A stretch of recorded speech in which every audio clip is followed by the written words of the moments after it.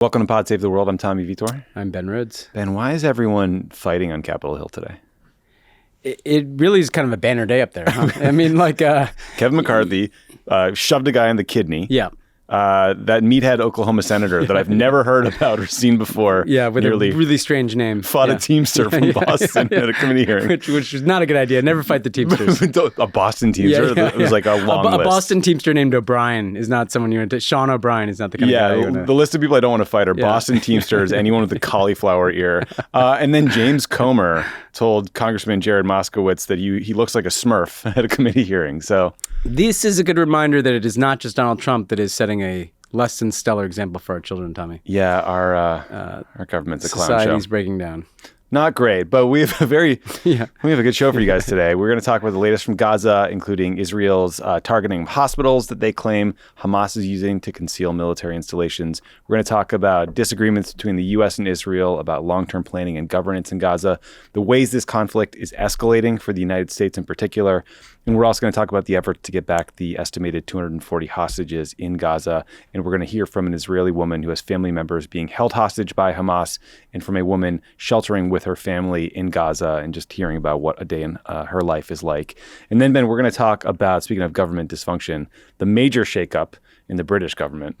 That'll be a fun one. Refugees being forced out of Pakistan, President Biden's upcoming meeting with Chinese President Xi Jinping. And then you will hear my interview with historian, philosopher, and author Yuval Harari. I think I heard Obama promoting his book. Sapiens. Sapiens was one of those books that tore through the Obama White House in 2016 because Barack Obama was taken to quoting it in meetings. Interesting. So, yeah. Well, we talk about whether Hamas or Israel is doing a better job achieving their political goals. We'll talk about the state of free speech in Israel and a lot more. Very smart, very thoughtful guy. Like a nice step back conversation. Yeah. No, and he was quite active in the opposition to Bibi's efforts to dismantle Israeli democracy. Yeah, he was a real leader in speaking out about that, which is important and feels like a million years ago. So let's turn to Gaza, Ben, because it's been more than 5 weeks since Hamas launched the terrorist attack on Israel. They killed more than 1,200 people. The Israeli response, which started with airstrikes and now includes this full ground invasion of the Gaza Strip, is showing no signs of slowing down. The Gaza Health Ministry says more than 11,200 Palestinians have been killed since October 7th. UNICEF says 700,000 children in Gaza have been internally displaced and forced to leave their homes, often with nothing but the clothes on their back. Hospitals throughout Gaza have been forced to shut down due to lack of fuel to run their generators. The reports from these hospitals are just a nightmare. The New York Times, The Daily did an episode earlier this week that we all listened to, and I think all wept by ourselves in our homes. There's surgeries without anesthesia, babies being removed from incubators that have run out of power, bodies decomposing and a huge risk of illness. The Israeli military has surrounded the Al-Shifa hospital, where it says Hamas has built a military command complex below that facility. Doctors who work at the hospital deny that there's Hamas infrastructure at that site. But on Tuesday, White House spokesman John Kirby said that based on U.S. intelligence, the White House has determined that Hamas is in fact operating out of several hospitals in Gaza, including Al-Shifa. President Biden was asked if he had expressed specific concerns about Israel's targeting of hospitals in his conversations with Bibi Netanyahu. Here's a clip. Asa, have you expressed any specific concerns to Israel on that, sir? Well, I have not been reluctant in expressing my concerns what's going on. And it's my hope and expectation that there will be less intrusive action relative to the hospital. We're in contact and we're with the Israelis. Also, there's an effort to take this pause to deal with the release of prisoners. And that's being negotiated as well with the Qataris that are engaged. And so I remain somewhat hopeful, but the hospital must be protected. Not the strongest language there from Biden, Ben? Yeah, there's a couple things going on here. I mean, first of all, with respect to hospitals, obviously, if Hamas is using hospitals to stage equipment or to hide in tunnels underneath, that tells you a lot about Hamas. It tells you that they don't value civilian life on any side. At the same time, that doesn't mean it's okay to treat hospitals as military targets. Right. And we've talked on this podcast about war crimes. And you don't say that, you can't bomb hospitals, but there are exceptions when you can. If you don't like something that's happening underneath that hospital, around that hospital, it's a hospital, full stop. Well, the Geneva Conventions say that you can't attack hospitals. You can. So, and again, the donors, the doctors and the patients don't become combatants if Hamas is hiding underneath. So if, you can't say, I see people saying, well, see, Hamas is underneath this hospital according to U.S. intelligence, so therefore Israel can do whatever they want to do. Like, no, that's not how it works. I mean, the reason, we talked about this before, the reason you have laws of war, the reason you define certain targets as off limits is to protect innocent civilians. And there are innocent civilians there. There are children, there are wounded people, there are innocent civilians there. This should not be a military target, full stop. I mean, you have to find other ways of addressing the threats. There's a place for diplomacy in the world. And otherwise, all you get is the kind of carnage that we're seeing in Gaza. With respect to Biden, I mean, I think part of what you can hear is this kind of growing effort to recalibrate the messaging around expressing concern about aspects of the Israeli military operation, trying to urge some restraint from the Israeli government, and emphasizing the need to negotiate the release of hostages because that's a much better way of getting them out. The one thing I will say here, I wish President Biden could do a couple of additional things here. The first is he's shown tremendous empathy when he talks about the Israeli loss of life on October 7th. And we've talked about how he did that with Israeli families too when he went to Israel. He just doesn't talk the same way when he's addressing this humanitarian catastrophe in Gaza. And so I really wish that he could speak more to what is upsetting people, obviously principally in Gaza, but also around the world, which is just seeing children suffering like this and seeing innocent people suffering like this. And the other thing is, there's a but then what to when he says things like, I expect Israel to do this, I'm telling Israel to do this. And day by day, you don't see Israel, and we should be very clear, we don't see Bibi Netanyahu, the Israeli prime minister, basically taking any of this on board. And so it kind of begins to beg the question, the rest of the world is looking at this, it's like, what's the point of this recalibration if it doesn't lead to any changes in either Israeli policy or, frankly, in terms of U.S. support? Because it's basically like, well, I've asked them not to do this, but I'm also really going to try to get this $15 billion for them out of Congress, and I unwaveringly support their right to defend themselves. I mean, at a certain point, what happens if you're not getting through to the Israeli leadership that is undertaking this? Yeah, I got a frustrated text from a friend over the weekend who saw something I tweeted criticizing Netanyahu. And his point was basically, what happened on October 7th. Israel can't go on with, a well-armed, fully constituted Hamas in perpetuity. They're going to have to take out their leadership and take out their military infrastructure. What do you think he should do differently? What should the IDF do differently? And I said, look, I'm not a military expert. I have no intelligence. But one thing I would do differently is you can't attack hospitals. These are full of patients. They're also full of civilians just camped out in these courtyards, trying to find any place safe to avoid airstrikes.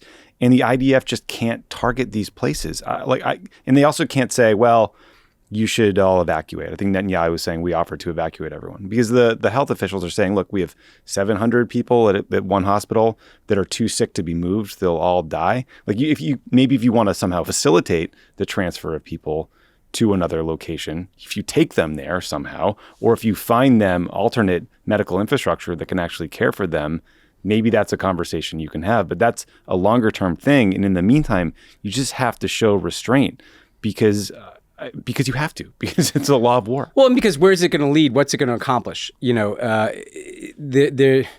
the different dimensions to this include the fact that, first of all, the U.S. Clearly, in the course of 20 years after 9/11, we talked about the overreach of 9/11, there were all manner of things that the U.S. did that should be criticized, that should be scrutinized, some of which happened in the Obama years. But it just wasn't the case, the Bin Laden operation comes to my mind. One of the reasons why President Obama ordered a special forces raid deep into Pakistan to get Osama bin Laden, part of it was he wanted to make sure that there was bin Laden, but another consideration was he was living in a compound with his very large family, and a drone strike on that compound would have killed, bin Laden's family. a hospital. If there was an Al-Qaeda leader plotting an attack against New York under a hospital, I actually don't believe the U.S. would have bombed the hospital. And certainly there have been horrific mistakes made by the U.S. government, the U.S. military. And people can add us. You're right. You are correct. Absolutely right. You're correct. We're talking about a deliberate targeting of a hospital. And by the way, we're saying is, it's wrong when the U.S. does it. It's wrong when Israel does it. It's wrong when anybody does it. And this is why you have laws of war. And in terms of the alternatives, if part of what you're trying to do is get hostages released, I just continue to believe that bombing is a less effective way of getting hostages released than negotiating deals, which Joe Biden clearly believes too, because he keeps pivoting to this process with Qatar. And I also think a more targeted effort against Hamas that is accompanied by political strategy to have a different Palestinian leadership and actually make peace is a much more sustainable way of trying to secure Israel than essentially destroying all of Gaza, displacing all these people, and maybe killing a lot of Hamas terrorists, but in the process, hardening attitudes and radicalizing new generations of Palestinians.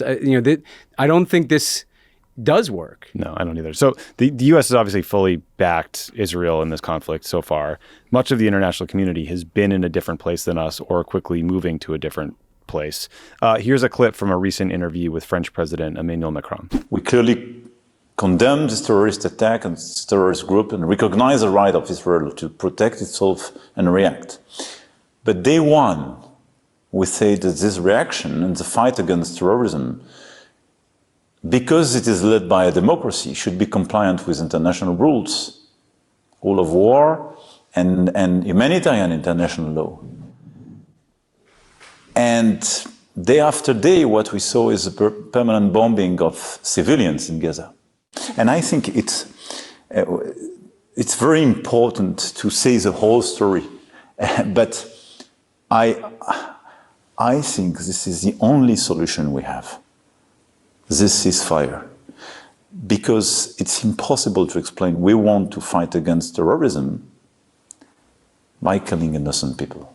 I also think, Ben, it's worth pointing out that while Macron is calling for a ceasefire, the war is actually escalating for the United States, because on Sunday, the U.S. conducted more airstrikes in Syria on facilities linked to Iran and Iranian proxy forces. This is the third set of military strikes by the U.S. directly since October 26th in response to these dozens of attacks against U.S. forces in Syria and Iraq.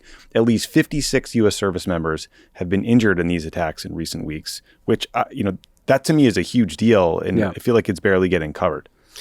Yeah, I mean, the Macron piece is really interesting because out of the gate, I think the French, the Germans, the British generally took the same position as the U.S. In supporting Israel. Yeah. And what this demonstrates is the beginning of that cracking, I think in response to international public opinion, and I think in response to, you hear Macron, genuine questions about whether this approach is the right one, is morally right and strategically right. And I think that's going to continue to be the case. And it does point up that the U.S. is pretty isolated, in the position it's taken at this point. And look, the regional piece of this is, this is more than a low boil. I mean, this is, back and forth with Iranian proxies. And I think the thing that is probably concerning the people in the White House, and as well as people like President Macron, is that there's an open-ended nature to this Israeli military operation where it could last, there's a scenario where it just lasts, 2 or 3 weeks more, and somehow there's a ceasefire. But I think it seems like the more likely scenario is a kind of open-ended military operation in Gaza. Yeah. And the longer this goes, if this is going for months and months and months, the more those kinds of exchanges of fire with Iranian proxies, the more Israel is exchanging fire with Hezbollah on the northern border, and we've seen people killed on both sides of that border. It's not escalating to the worst case scenario, but it's still very much a present threat. And the longer this goes on, the more you're just kind of betting that something doesn't really ignite one of those theaters, to be much more on fire. And when Bibi gets pressed on timing, he's like, well, I think it'll take less time than the U.S. effort against ISIS, which took a long time. It took years. The other big disconnect that's emerging between the U.S. and Israel is about long-term governance in Gaza. This is a clip of Israeli Prime Minister Bibi Netanyahu on Meet the Press this past weekend. As far as the civilian management of Gaza, we need to see the following two things. Gaza has to be demilitarized, and Gaza has to be de-radicalized. Mm-hmm. And I think so far, we haven't seen any Palestinian force, including the Palestinian Authority, that is able to do it. They teach their children to hate Israel. They're not fighting terrorists. They're paying for slay. That is, the more terrorists, Palestinian terrorists murder Jews, the more they get paid. And to this date, 36 days after the worst savagery perpetrated on the Jewish people since the Holocaust, the Palestinian Authority president refuses to condemn this savagery. So, we need a different authority. We need a different administration. Who would that be? Who would that be, Mr. Prime Minister? Who would that be? I think it's too early to say. Okay. Kirsten, I think it's too early to say, but I can say one thing. The first task we have to achieve is defeat Hamas. So Netanyahu's line there is very different from what Secretary of State Tony Blinken was saying last week. Tony stressed that Palestinians can't be forcibly displaced from Gaza. He said that Israel can't reoccupy Gaza or put a blockade back on Gaza. He also said, quote, "We must also work on the affirmative elements to get to a sustained peace. This must include the Palestinian people's voices and aspirations at the center of a post-crisis governance in Gaza. It must include Palestinian-led governance in Gaza unified with the West Bank under the Palestinian Authority, and it must include a sustained mechanism for reconstruction in Gaza and a pathway to Israelis and Palestinians living side by side in space of their own with equal measures of security, freedom, opportunity, and dignity," end quote. Ben, I don't see any way to square the circle between what Tony was saying and what Netanyahu was saying. No, I think this is the main chasm now that's emerged between the U.S. and Israel, in that Biden himself said early in this process he did want to see a reoccupation of Gaza. Tony has really emphasized his point about the Palestinian Authority taking over governance of Gaza when the fighting stops. That was kind of reaffirmed by the G7 too, so that's kind of the default position of the world's most advanced and richest democracies. And what Netanyahu is saying is no, that we don't agree with that. Number one, he's indicated that Israel should have some kind of indefinite security responsibility over Gaza. And now he's also indicated that there's really not any Palestinian leadership that he would trust to govern Gaza. So that's just, never mind the fact actually that this Israeli government has not even recognized that a two-state solution is an objective. So there's a huge gap at, kind of on the back end of where we're headed that I'm not sure how do you address that unless the U.S. is willing to say, we're going to condition some of the things we're doing for you on whether or not you accept Palestinian Authority governance of Gaza, or whether or not you allow for the reconstruction of Gaza, or whether or not you allow for the pursuit of a Palestinian state. That's ultimately going to be a question that has to be answered. In terms of what happens in Gaza, first of all, and now I made this point about demilitarizing and then de-radicalizing. What they are doing is, I think, likely to have the opposite effect of de-radicalization. There's going to be the people that are dead, but then the extraordinary number of people that are internally displaced, like almost everybody, near as I can tell, in Gaza, and how many buildings are going to be destroyed. You're going to have hundreds of thousands of people that are homeless in Gaza and stuck there because they can't get into Egypt, and nor do they want to get into Egypt. And so this is going to be a massive endeavor to provide for these people. And look, there's different ways you could do this. The preferred U.S. way is to build out the Palestinian Authority in both places and have that be the future government of the Palestinian state. Bibi said a lot. Bibi pointed out that there are elements of the Palestinian Authority, things that that are taught in Palestinian schools are absolutely reprehensible. It's also the case that the Palestinian Authority is a leadership that recognizes Israel's right to exist, that is not an Islamist organization like Hamas, that has cooperated with Israel, including on security for a long time, to the point that they're kind of seen as a subcontractor for Israel in the West Bank. And so I think he's painting the worst light an organization that the Israeli government itself and the IDF has worked with a lot. The other alternative is to have a kind of multinational Arab peacekeeping force in Gaza, and this is something that is getting more traction and talk now. Which Arab government might be willing to do that is a question, but I mean, that's an alternative, is that there's some interim period where you have an Arab peacekeeping force providing security in Gaza. I don't know if Israel would accept that either, but this question is the one that has been the most unanswered, and Bibi has repeatedly seemed to suggest a very long-term and kind of open-ended Israeli control over Gaza, which runs counter to all this effort from the U.S. to put an emphasis on what comes next. Yeah. And complicating all of this are the estimated 240 hostages still being held throughout the Gaza Strip, mostly by Hamas, but I've seen reports that at least dozens of them are being held by other militant groups like Palestinian Islamic Jihad, which obviously complicates any negotiations over their release if you have to go to multiple parties. The hostages include the elderly, children, There is a 3-year-old American toddler whose parents were killed by Hamas being held right now. There have been lots of reports recently about potential hostage deals. Over the weekend, the New York Times reported that there was nearly a deal to release 50 hostages in exchange for a ceasefire, but those negotiations broke down over communications challenges and then the Israeli ground invasion. On Tuesday, CNN reported that Israel and Hamas are close to a hostage release deal in exchange for what CNN described as a sustained days-long pause in fighting. A Hamas spokesman said that the talks were focused on the release of 70 women and children in exchange for a 5-day pause. These talks are being negotiated by Qatar, the CIA, the Mossad, which is Israel's version of the CIA. President Biden was asked about a potential hostage deal at a White House event on Tuesday. He said, quote, "I've been talking to people involved every single day. I believe it's going to happen, but I don't want to get into details." And Biden later said his message to the families was, "Hang in there, we are coming." Earlier this week, we spoke with Efrat Machikawa.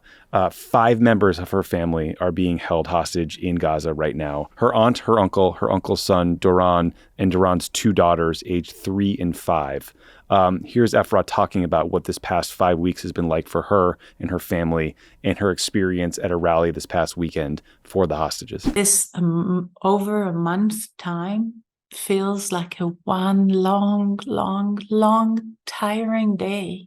It is just incredible to think that so many people are down there, probably in tunnels. We don't know what are they eating, if they're eating, are they well, are they still alive? What about the little babies that were taken? What about the elderly, like my uncle and my aunt, and have absolutely no clue. Where are they? Are they alive? Are they being fed? Do they have the medicine? It's so painful that when you try to breathe and talk at the same time, you feel you have not enough oxygen in your lungs to actually express how worried we are, how much evil we are surrounded with. I think people outside cannot understand that the size of this catastrophe is national in Israel. There isn't anyone in Israel that I know who does not know someone that was either in the peace party or in those kibbutzim, in those places. We all know somebody.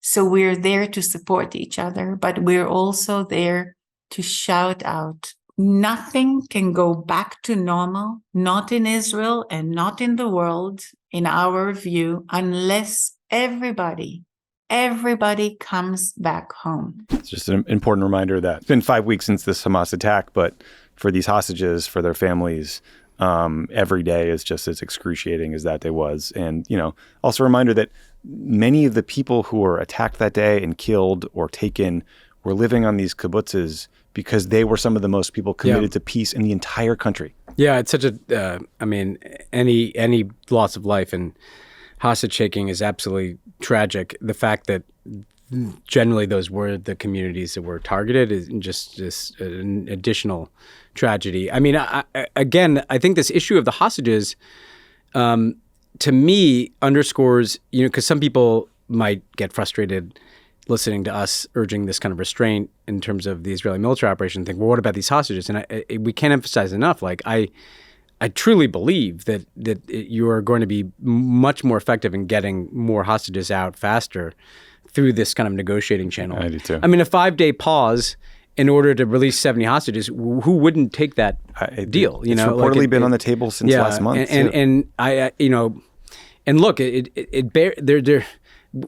return to the 9/11 analogy, Israel is understandably traumatized, but the Israeli leadership, these very big questions, like the one we were just talking about at the end game of this military operation, it's so unclear that a pause, I think, is in their interest too, to consider what they're doing, and how far they want to go with this, because the way it's going now, I think, ends very poorly for everybody. It's, whether it's hostages, whether it's Israel and its own security, and obviously first and foremost for Palestinian civilians who are dying by the thousands.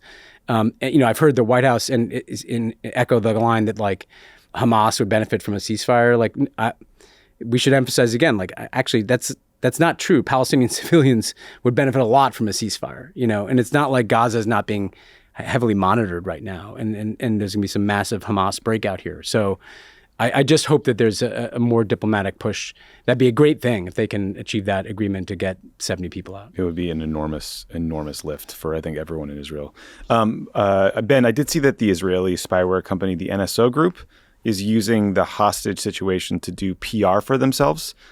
Someone connected with the NSO Group leaked to Axios that the Pegasus spyware software that has been used to track journalists and dissidents and activists is now also being used to track Hamas members and potentially hostages. So great job flacking that one, I guess. NSO Group. Pretty dystopian time for a little PR.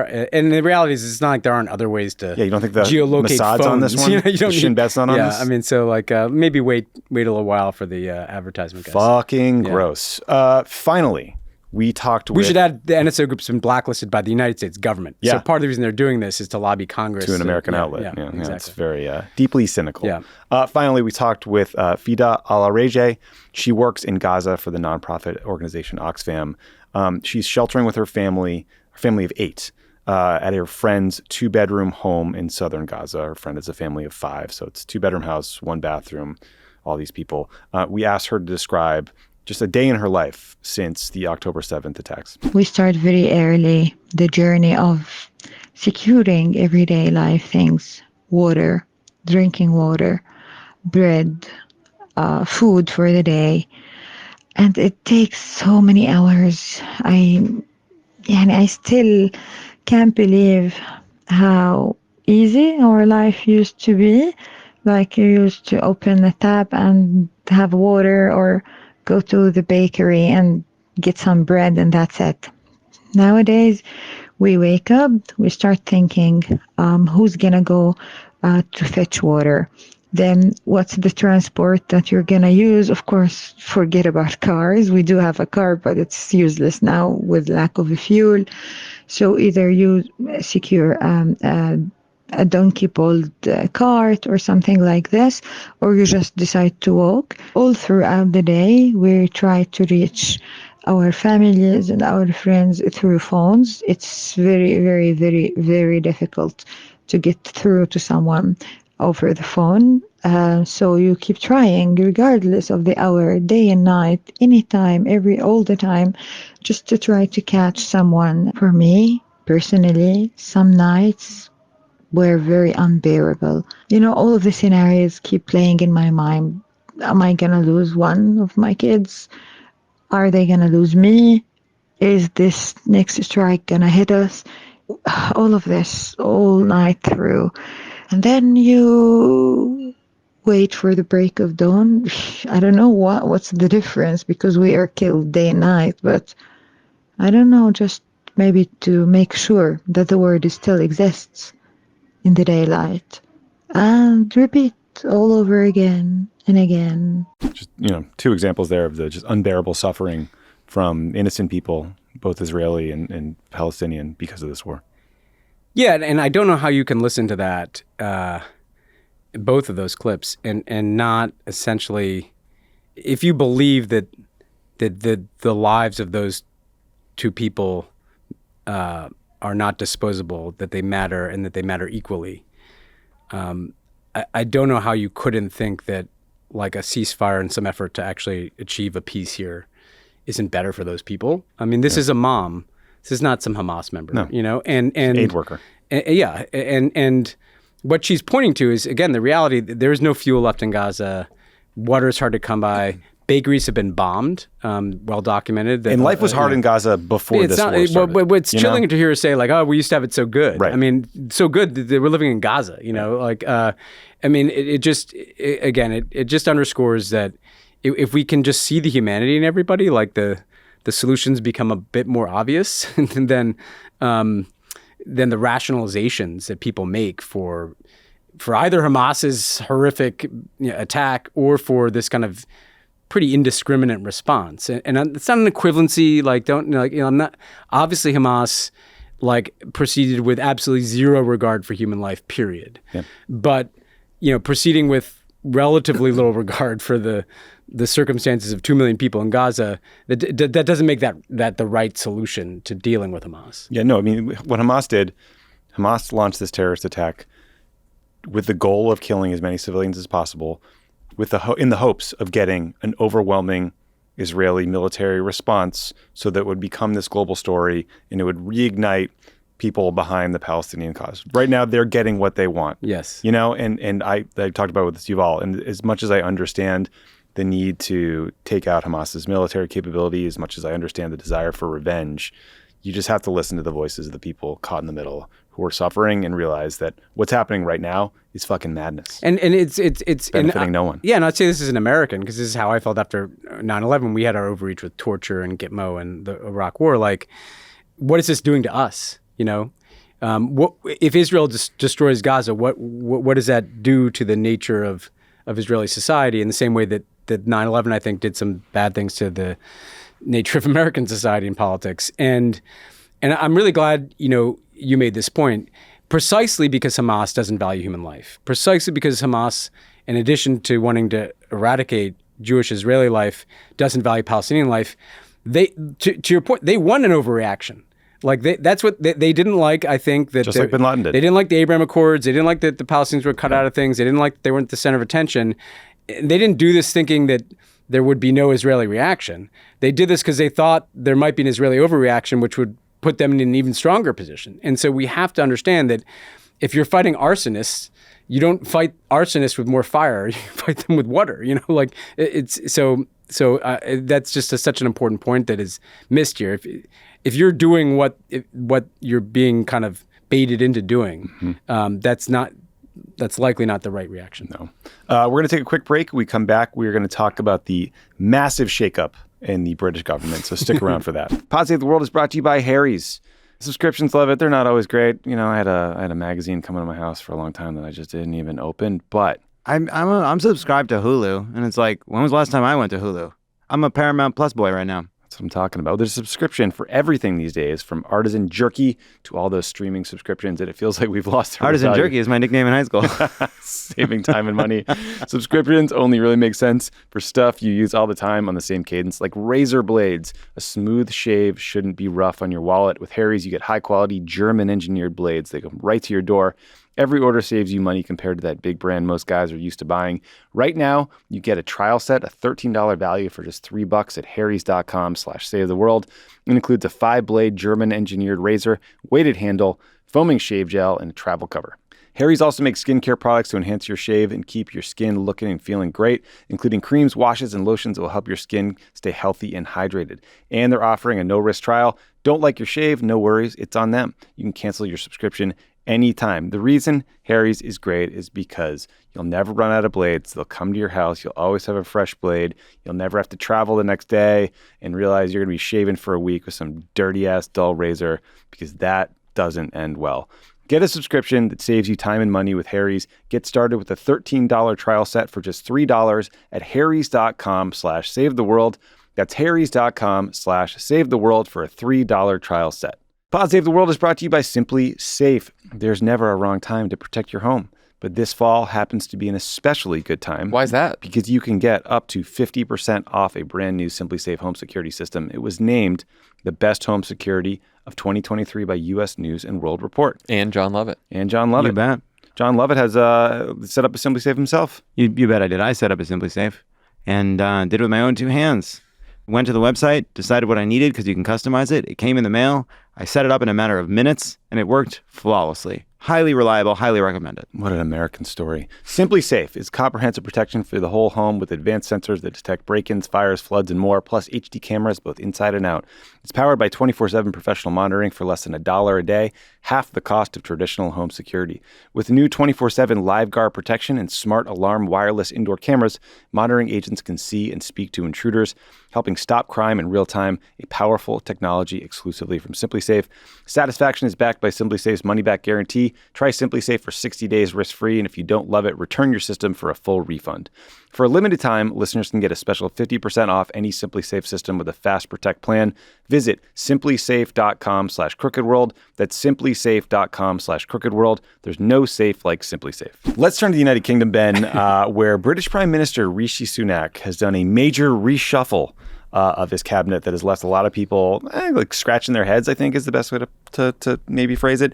Here's the headline for what happened. Home Secretary Suella Braverman is out. She was sacked, as they say. She will be replaced by James Cleverly, who had been serving as the Foreign Secretary.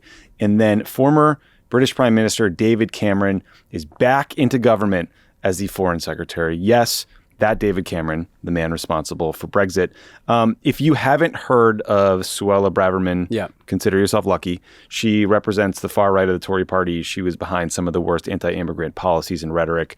She called the pro-Palestinian protests hate marches. She said that homelessness was a lifestyle choice. Terrible person.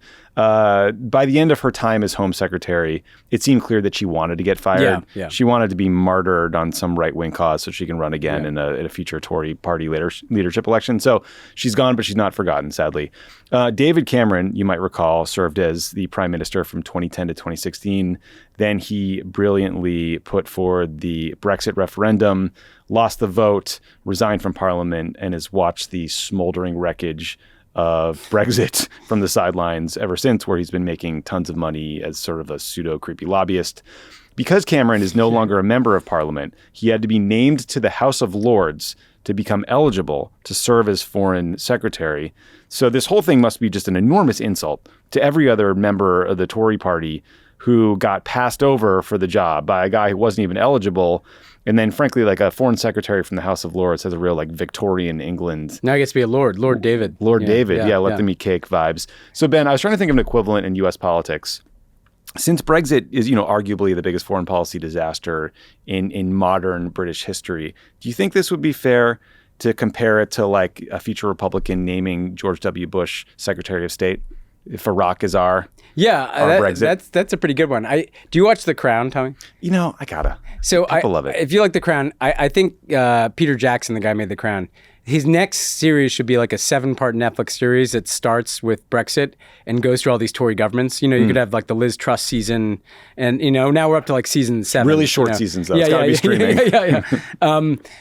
A few things about this. You're right about Suella Braverman is a uniquely odious political figure. I mean, she's talked about targeting boats of refugees coming across the channel. She wants to scrap the entire UN Convention on Refugees. She's she actively tried to get fired by calling all these peaceful demonstrations around the Palestinians, hate marches, and attacked the police for. She said the cops went easy on Black Lives Matter protesters, which has not been most people's experience with the police, I don't think. Yeah, it was kind of you're right though. It was just kind of like a big "fire me" sign that she was holding up, so that after Rishi Sunak loses, if he loses, she can make a play to kind of run for Tory party leader as like the most far-right, hardline, anti-immigrant person. And remember, the Tories, the way they choose their leaders is about 150,000 actual dues-paying members of the Tory party choose. So you can just appeal to the right-wing sliver of the country. Yeah, and so I can see why Rishi Sunak is like, all right, I got to get rid of this person. And in truth, he's, I think, trying to tack to the center. Like, definitely. What's funny is that Keir Starmer and Rishi Sunak are like really elbowing each other out for the center, because Keir Starmer is getting all this shit for like pivoting to the center on a whole bunch of stuff, including not calling for a ceasefire in Gaza. And Rishi Sunak is like, well, David Cameron is seen as a centrist.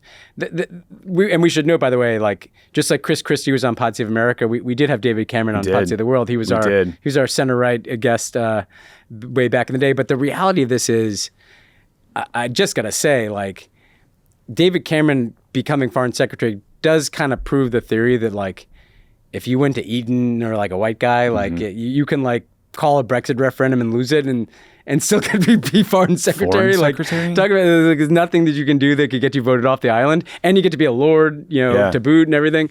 I don't quite get. So maybe Rishi Sunak thinks like that this is a signal that he's like a more moderate guy. But the whole thing is just kind of weird to me because, like, there's going to be an election within a year is David Cameron in this for like the long haul, or is he just like this stopgap foreign secretary for a few months? Like this poor James Cleverly guy, like, now, I guess he's home secretary, but I just don't get what David Cameron brings into it other than reminding people of, there's a nice bookend to it. It kind of reminds people of the chaos that started this whole era of Tory rule, which was Cameron deciding to have the referendum in the first place. Maybe that's like a good way for it to end.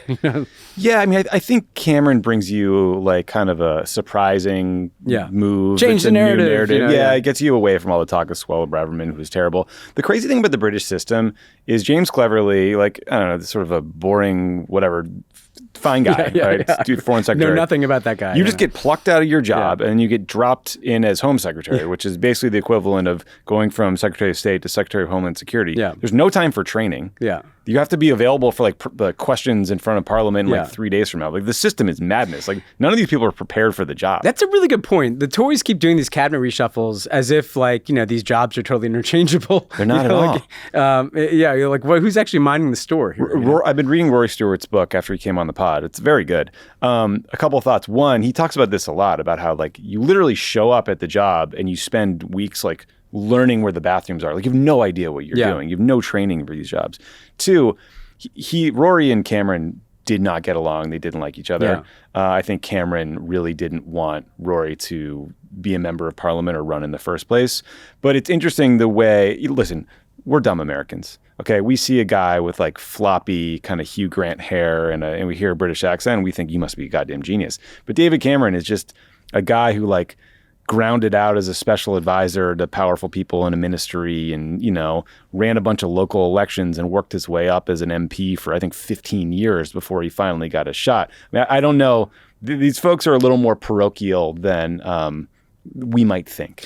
Just to note that we're equal opportunity here, like Tony Blair, responsible for the Iraq War and all these things, he's still hanging around too. Like there's 9 lives for these guys. And you're right about this, like the Hugh Grant of it all. Like I think there's a funny thing about British prime ministers where like, if you kind of look a certain way, like a certain kind of white English guy with like, like decent hair and like, like a big grin, like, then that's like half the way to being prime minister, And then Americans look at it from abroad and everybody sounds a little more articulate, like Boris Johnson sounds like maybe he's like knows what he's talking about just because he has a British accent, Like there's some of that. There is a lot of that. Our friends over at Pod Save the UK did a fantastic mini episode on all of this. They also did a great one before that on the King's speech, where they just went through the process, how it gets written, everything. Like, could you imagine you're a speechwriter for Barack Obama and then once a year or whatever, you have to write a speech for the king or the Queen of England?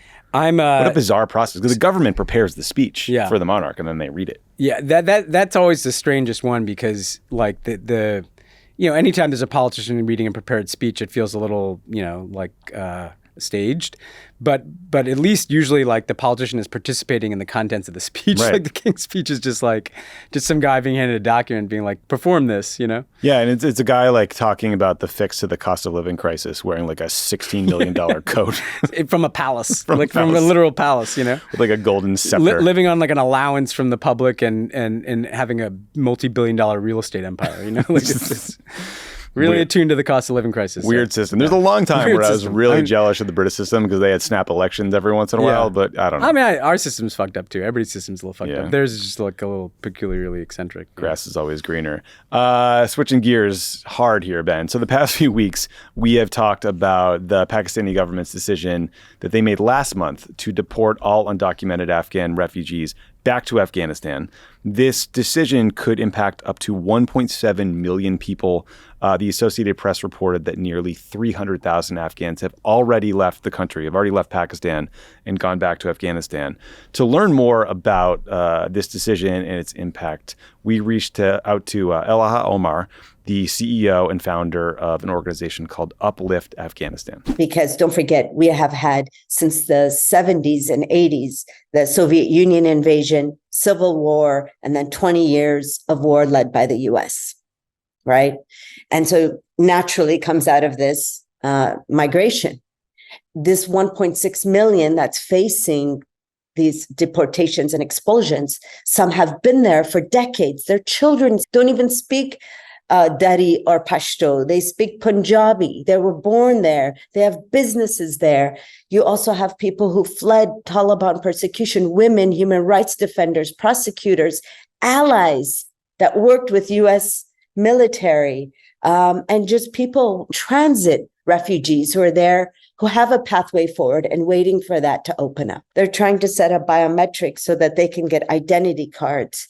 And some of them who have no place to go continue to stay in this makeshift camp. A friend of mine who's on the ground told me that the queue in this refugee camp, the queue for food, he estimated he saw 6,000 people waiting to get some ration of food. So that's kind of paints the picture of what is happening. And this is only about 300,000 people who've returned. Imagine 1.6 million. Afghanistan's been in the middle of so much chaos. And the people who've paid the price are the most vulnerable, are the disabled, are the children. As a humanitarian organization, our response is that there is a harsh winter coming up. Our immediate focus is addressing that winter and how to keep these families fed and keep them warm and give shelter to them. I mean, just a devastating decision. I mean, this is going to lead to tens, if not hundreds of thousands of people that are going to die. Yeah, and there's, to build on that really powerful testimony. First of all, the Pakistani government is complicit in the fact that there are refugees in Pakistan because they prolonged that 20-year war by providing a safe haven for the Taliban. The Taliban was based in Quetta in Pakistan throughout the war. So it's not like Pakistan was only absorbing refugees. They were like a party in a way to this conflict. The second point that I've been thinking about, Tommy, too, is that there's this kind of crazy, we've covered Imran Khan being ousted, and there's this very weak civilian government. There's elections that are supposed to happen. So even how this decision got made is kind of murky. If you try to read about it, because the military really controls things, and there's an intelligence arm, and then there's this kind of weak civilian government, and this kind of effort to just, because people are probably pissed about a lot of things in Pakistan, demagogue like a migrant community that is huge and basically is analogous to our dreamers all being deported here, except they're in much worse circumstances.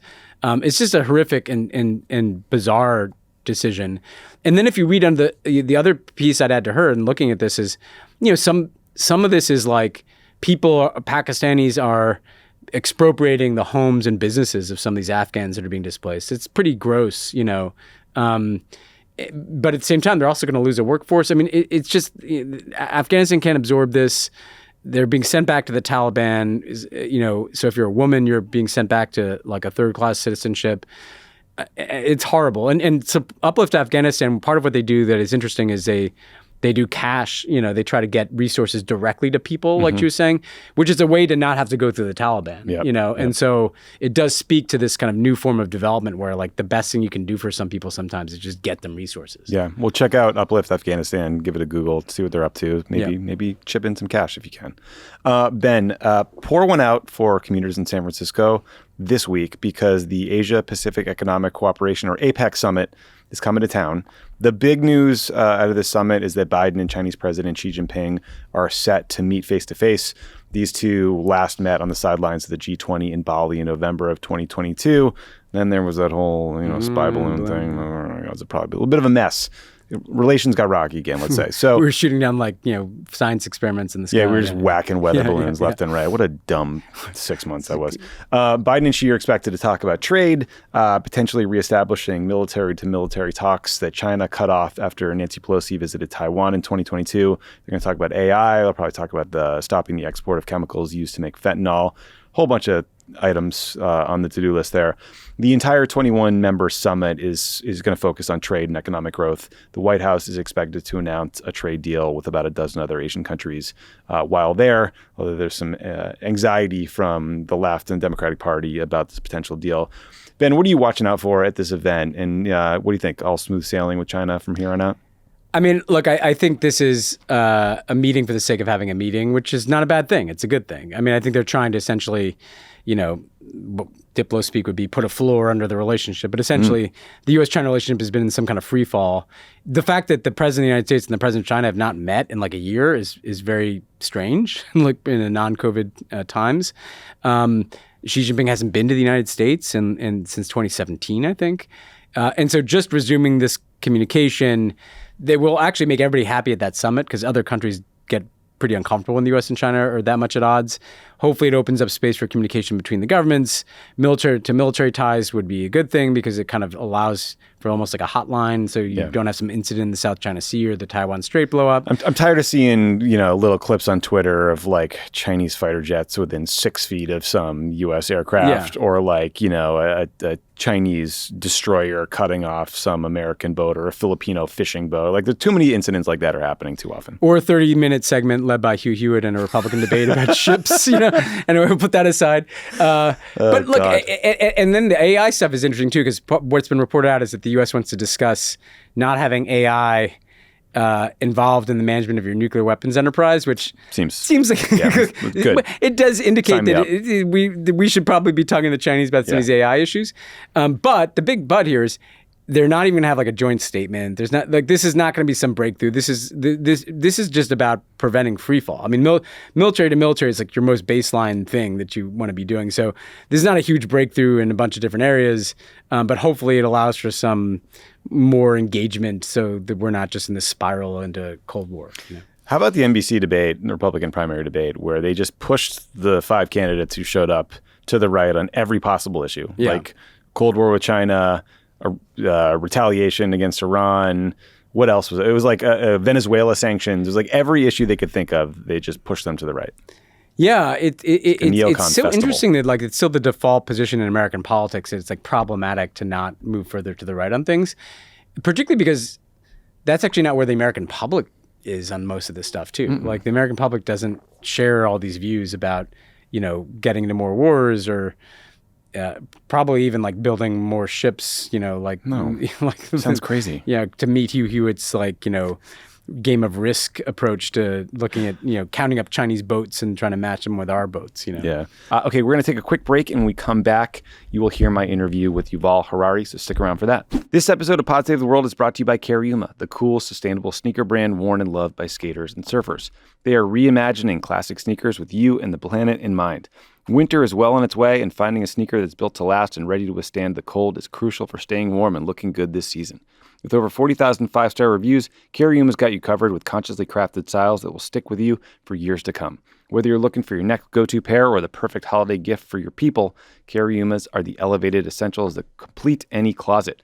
Cariuma is always keeping it fresh, and you won't want to miss their latest limited edition collaboration with Crooked's own Love It or Leave It. What? Hell yeah. From waltzing around the city in style to an evening bike ride on the beach, these dynamic designs are sure to sell out and will sneak a little extra joy into everything you do. That's exactly what they'll do. But you know who hasn't sold out? This guy John, right not now. yet. Debatable. Not yet. Get your limited edition pair while you still can. Love It, what do you like most about the Love It or Leave It kicks? So here's the thing about it. They're such a cool, like they have like little Easter eggs in them, but like there's a lavender pair and a black pair, and they're just like beautiful colors and look really cool and fun. And then you look at them closely and there's like just all sorts of cool little designs in them. So Easter check them out. eggs. Yeah, exactly. Cariuma is B Corp certified and has a dedicated reforestation program based in the Brazilian rainforest. Their co-founders, David and Fernando, both grew up there, so this project is especially close to home. For every pair of sneakers sold, Cariuma plants 2 trees, and they've already planted over 2 million trees today. That is a lot of planting. And for a limited time, Pod Save the World listeners can get an exclusive 15% off your Cariuma sneakers. Go to cariuma.com/world to get 15% off. That's cariuma.com/world for 15% off, only for a limited time. This show is sponsored by BetterHelp. Listen, at the end of the year, a lot of people get the seasonal blues. It's cold out, because it's dark early. You start to think about things like, what did I even accomplish this year? Who am I? Oh, no. Am I still reading underwear ads? I just want it to be light out. This time of year can be a lot, and it's natural to feel some sadness or anxiety about it, but adding something new and positive to your life can counteract some of those feelings. Therapy can be a bright spot amid all the stress and change, something to look forward to make you feel grounded and to give you the tools to manage everything that's going on. If you are thinking of starting therapy, give BetterHelp a try. It is entirely online, designed to be convenient, flexible, and suited to your schedule. Just fill out a brief questionnaire to get matched with a licensed therapist and switch therapists anytime for no additional charge. Find your bright spot this season with BetterHelp. Visit betterhelp.com/crookedworld. Go today to get 10% off your first month. That's BetterHelp, HELP.com/crookedworld. Yuval Noah Harari is a historian. He's a philosopher, and he is the best-selling author of *Sapiens*, which is a fantastic book. He's also a lecturer at the Department of History at the Hebrew University of Jerusalem. Thank you so much for joining the show. Thank you for inviting me. First of all, Yuval, I just want to say, to you and to any Israeli listeners we have, that I am sorry. We are also sorry about the hell that you all went through on October 7th and in the days since. I know that you have family members who lived at a kibbutz that was attacked by Hamas. Thank God they survived. They had to hide to survive. And I know it can feel like the news cycle moves forward. The media focus becomes about what's happening in Gaza, but that doesn't mean that the trauma of that day goes away, especially when there's so many hostages unaccounted for. So first question is a basic one. Like, how are you doing? How are your aunt and uncle doing? I guess as well as can be expected. These are extremely difficult days. For many Israelis, the clock just stopped on the 7th of October. We are still there. People are constantly hearing the stories coming out of there, constantly thinking about the hostages being held in Gaza. Extremely worried about the potential for escalation. Any day, the war might expand in the north with Hezbollah. We have been attacked by the Houthis in Yemen, by various militias from Iraq and Syria. Iran is in the background. So there is a lot of also fear about the potential expansion of the conflict. And there is also some hope, that somehow the country will come out of this more united, and also that almost against all hope, it would be possible to restart a peace process with the Palestinians. Again, it sounds almost inconceivable at the present moment, but in 4 years after Yom Kippur War in 1973, there was the peace process with Egypt. So who knows? Maybe there is some hope. Yeah, I hope there is some hope. And I too am worried about the escalation risks you talked about, especially when I see reports that the U.S. military is striking targets in Syria linked to Iran over and over again. You had this great op-ed on October 19th in the Washington Post where you wrote, quote, "As the bodies keep piling up, who will win this war? Not the side that kills more people, not the side that destroys more houses, and not even the side that gains more international support, but the side that achieves its political aims." I'm wondering if, nearly a month later, you have a sense of which side is doing a better job achieving those political aims. It's still too soon to tell. I'm a historian, of hundreds of years, of thousands of years, so a few weeks is not enough. Maybe we start by asking what are the political goals of the two sides. I think it's easier in the case of Hamas, that at least as far as I understand, the immediate background to the attack that Hamas launched on the 7th of October was the potential for an Israeli-Saudi peace treaty.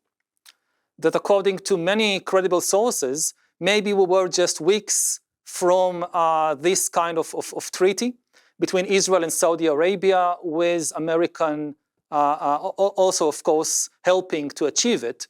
This treaty was supposed not just to normalize relations between Israel and Saudi Arabia, also to normalize relations between Israel and most of the Arab world, to give some concessions to the Palestinians, and hopefully even to restart the Israeli-Palestinian peace process.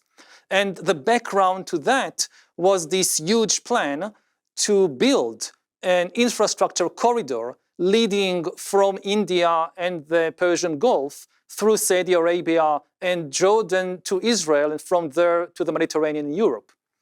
Now, all that was a very big threat to Hamas and to its backers in Iran, who oppose any approachment between Israel and the Arab countries like Saudi Arabia, and any chance for a peaceful settlement for the Israeli-Palestinian conflict. And this was the reason that Hamas struck on the 7th of October to derail this potential peace treaty. So far, it has been successful. I mean, the peace treaty is at the moment shelved, but we don't know.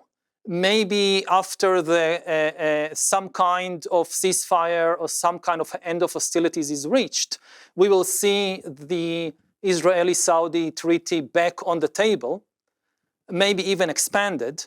And that's the big question. I mean, if this war ends without normalization between Israel and the Arab world, and without some kind of restarting the peace process, then Hamas has won.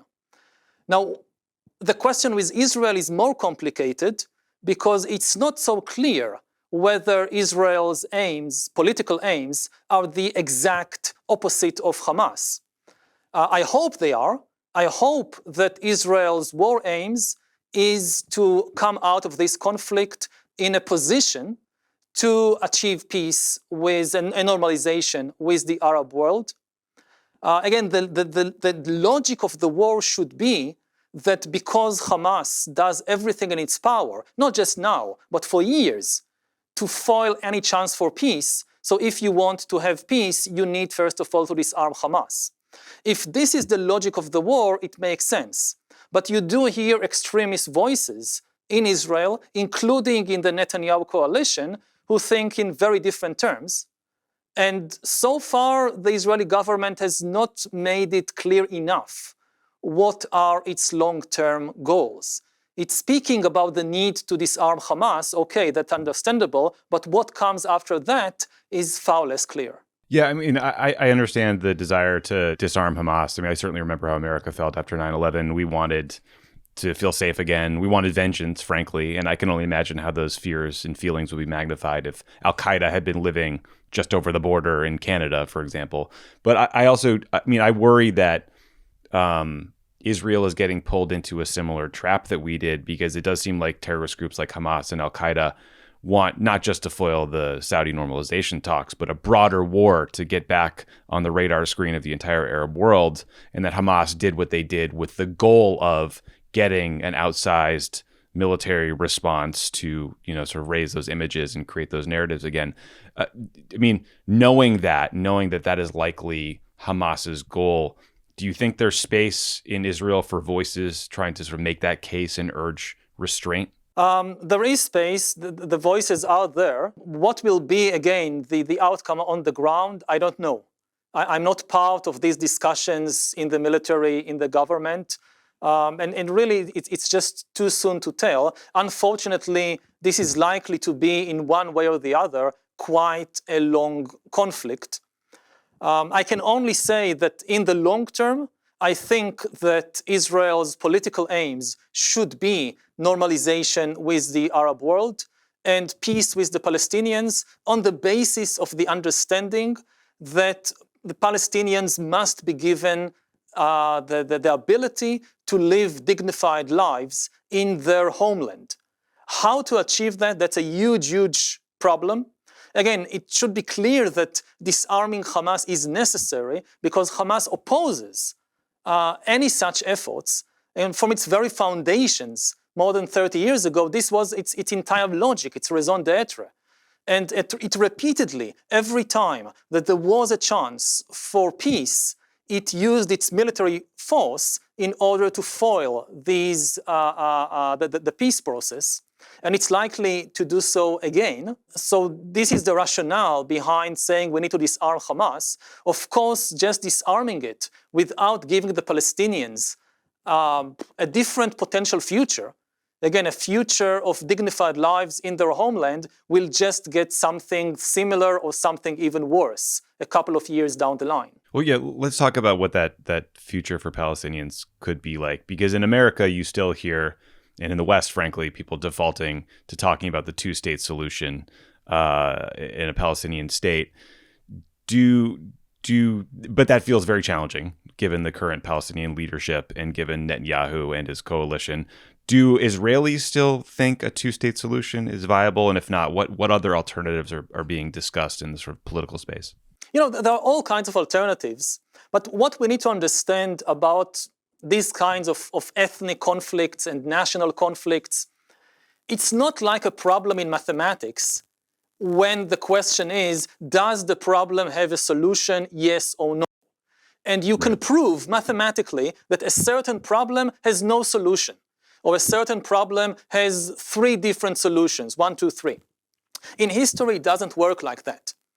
There are lots of potential solutions. The only question always is motivation. If you have enough motivation on both sides, you can have a solution of different kinds. Two states, some kind of confederation, all kinds of things. If you don't have motivation, there is no solution.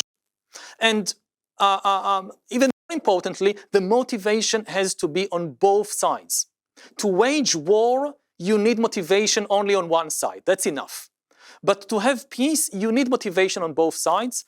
And I'm not an expert on that, but my impression from living here for last 47 years is that in recent years, and certainly at present, there is not enough motivation on either side to solve the conflict, to make peace.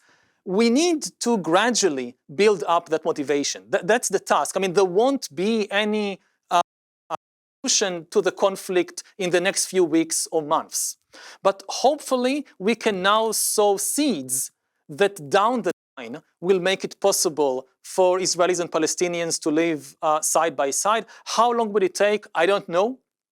But again, at the present moment, both sides are just, our minds are full to the brim with immense pain, and there is no ability to even acknowledge the pain and the interests and the viewpoint of the other side. There is no, theory of mind. The ability to get into the mind of a person and understand how reality looks from that perspective, there is no theory of mind on either side. But eventually we can get there. If 75 years or 80 years after the Holocaust, Germans and Jews are now good friends, I think it's not impossible also for Israelis and Palestinians. Yeah, that's good perspective to bring. And you're right, though, that the maps for what a two-state solution could look like have existed for decades. What has not existed is the political will to get the deal done. There have been lots of reports of Israelis who have been, or Arab Israelis as well, who've been critical of the military response in Gaza, saying they've been censored, they've been visited by security forces. What is the environment like in Israel right now in terms of free speech? We've been fighting Israelis for 9 months before the war erupted to preserve Israeli democracy, to preserve independent courts and free speech and independent media. And so far we have been successful. There is still considerable room in Israel for free speech. Of course, at the height of in many ways, the worst moment in the history of the country since its establishment, the limits of free speech are more narrow than they were before the 7th of October, but there is still considerable room. I mean, people are not disappeared in the middle of the night or arrested or murdered for speaking their minds. There are dangerous signs of erosion in freedom of speech, whether it is warnings from police, whether it's people being fired from work. We need to be extremely careful about it. If Israel, wins the military struggle, but loses its democracy in the process, that is a complete defeat for us. So in the U.S., the language about the conflict has become central to the debate, I would argue, in very unhelpful ways often. We had a Palestinian member of Congress censored for using the term from the river to the sea. Many folks on the left seem to focus their activism on demanding that others call the Israeli military effort a genocide. I was wondering, as a historian, how important you think the language choices we're making are to the debate and to efforts to sort of bear witness to what's happening and also push back on the war as it's unfolding. Well, I have 2 things to say. First of all, that words are important, but don't give them too much importance. In the end, what really matters is the experiences, the pain, the suffering, the events on the ground. And something that we see looking from Israel, looking at the United States, is almost like the conflict has been hijacked, and people are using it in their own internal struggles in the United States about issues that really have nothing to do with us. And that it's like the real victims are now people in the United States who are not allowed or are allowed to say this or to say that. And it's not about you. So if you're really interested in the conflict, then all these questions of language and the limits of freedom of speech in the United States or in Europe, they should take a back seat. And we should try to focus on what are the facts and not necessarily on how do we call them. Because we know it's endless, these arguments, these semantic arguments. People can use words in almost any way they like. And related to that, the second point is that there is a tendency for words to suffer from inflation in the same way that money suffers from inflation. That words like genocide, that has been originally reserved for some extreme historical cases and are now being used in all kinds of expanded or even metaphorical ways. You know, people have been talking about Israel committing genocide in Gaza, not just in the recent months, but for years and decades. And part of what happens, even if you have certain, good intentions in using this language, over time, people just get used to it. It's like, again, I'll give an example also from within Israeli politics, that once upon a time in Israel, to call somebody, let's say a politician or a member of some party, a Nazi, was such a shocking thing that the entire country would stand still if if a Jew dared call another Jew a Nazi.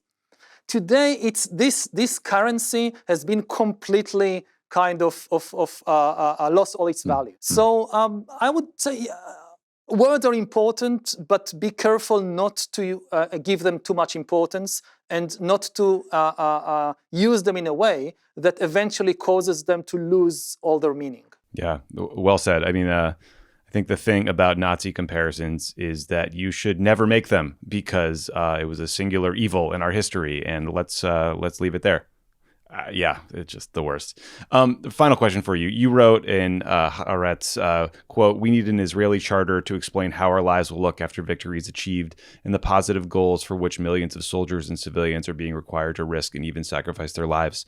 Do you think anyone is working on that charter, and do you think that charter can be written if Bibi Netanyahu and this coalition are still in power? Unfortunately not. I mean, the same way that the Israeli government so far didn't state clearly what are the political aims of the war, it also didn't tell the Israeli public what kind of country we will have after the war. And, we are now paying the price for being ruled for many years by a populist strongman who based his political career on dividing the nation against itself, on vilifying his political rivals as traitors and as enemies, on appointing people to office just based on political loyalty to himself and not on competence, on vilifying the elites of the country, the people who are foremost in serving the nation, in the military, in the judicial system, in other institutions, as dangerous, again, as a deep state, traitorous elite. And we are now paying the price for that. And we need to bring the nation together. And for that, we need a clear statement about what we are fighting for beyond just disarming Hamas and bringing back security for Israelis. And to give some concrete examples, on the 7th of October, it wasn't just Jewish Israelis who were murdered. There are also many cases of Muslim and Christian Israelis who were murdered or kidnapped by Hamas among the security forces who risked and sometimes sacrificed their lives to protect civilians. There were Muslims and Christians, and we need a clear statement that after the war, they and their families will be completely equal citizens of the Israeli state. Similarly, there have been a famous case of a captain in the army who was killed on the 7th of October trying to save civilians a week before he was due to marry his boyfriend. And even though the army was quite quick to say that the widower will receive all the treatment and benefits like in heterosexual couples, we need to hear it clearly that the state will treat after the war not just all its soldiers but all its civilians equally. And like that, we need to hear a clear vision that Israel after the war will be a liberal democracy that will respect and guarantee the rights of all its citizens. And unfortunately, so far, we did not hear this clearly enough. Yeah. One final question, if I may. I mean, we're about 5 weeks into this conflict now. I know you've written that it's the job of those outside of the conflict to focus on peace. In America, there are growing calls for a ceasefire. Do you think it's the appropriate time for a ceasefire? Are those calls being heard? I don't know. I mean, that depends a lot on the negotiations with regard to the hostages. Yeah. On the question of whether a ceasefire will liberate the hostages or make it more difficult to liberate them, on the specificities of the military situation, I don't know. So I leave that to people who are better informed about the situation. And my focus is on the long term, not on whether we have a ceasefire for a few days. We had a ceasefire on the 6th of October. It was then broken by Hamas. So the question is, how do we reach a long-term peace which enable both Israelis and Palestinians to live safe and dignified lives in their homelands side by side? Well, listen, Yuval, thank you so much for your focus on that big picture, long-term vision, because it's very easy to forget it in the midst of a horrific conflict like this. And thank you so much for doing the show. Thank you very much. Ben, one last thing before we go. Did you see the Washington Post finally reported that, yes, the Ukrainians were behind the bombing of the Nordstream pipeline? Yeah, and what was even crazier about it is it seemed like it was a Ukrainian leak. Yeah. Trying to stick it on some other guy and be like, Zelensky didn't know about it, but this guy, he planned the whole thing, Yeah. And it's a huge deal, It is a big deal. I mean, I remember we covered it early. I remember we definitely thought it was weird, but then Biden just sort of named the Russians as the culprits. So it's sort of confusing. Yeah, I actually, is that going to be corrected or addressed in any way? I don't know. I wonder if they want that one back. They might want to take that one back. And the Seymour Hersh thing that it was like some Biden mastermind plot. Oh, yes. Remember that? The CIA did it? CIA fan flick stuff, yeah. Yeah, that was not accurate. But yeah, no, I mean, shout out to the Washington Post for seemingly nailing this reporting. It is also interesting, the sort of Ukrainian intelligence and military sort of special forces guys are getting increasingly public about their activities. It does seem too like there's some internecine fighting in the Ukrainian government. Like Zelensky sacked a bunch of guys. They didn't like that guy saying stalemate. They pinned the Nordstream thing on this guy. It does feel like there's an unsettled period after the counteroffensive didn't yield a lot of results where, there's some musical chairs happening over there. Yeah, it's odd. Also, oh wow, we got a special Worldo birthday here. Oh my God! Wait, what does it say? I was vamping for a long time about Nordstream, waiting for this cake to come in. This is soft power. That's a soft power. All right, I love it. That's what we stand for here, and that befits my 1990s identity. We got Ben a cake that says soft power. Wait. Does that say soft power? It sure does. That is sure does. Yeah. Wait. Who did that? Is what I want to know. I mean, that is I feel very loved. I feel very seen that Party Alona went Party to Party City has. Party City's right down the street too. Yeah, that's useful. All right. Does the cake say soft power too, or is it just the balloon? The cake says happy birthday, Ben, which is very kind. Yeah. Amateur icer though, because do you see how layered that is? It's really bad. I opened it this morning and I was like, what? I don't know. It looks great. It looks whatever delicious. the icing lacks, the soft power balloons makes up for in spades. Hey, happy 39th birthday, yeah, buddy. thank you so much. Yeah. They're cake decorator. I should say. This is great. I was like, where are they going? I was like, getting John Kerry on the horn, Yeah. Oh, shit. Yeah. Well, John's Ben's got to talk to John Kerry right now. So that's it for us this week. And talk to you guys next week. Yeah.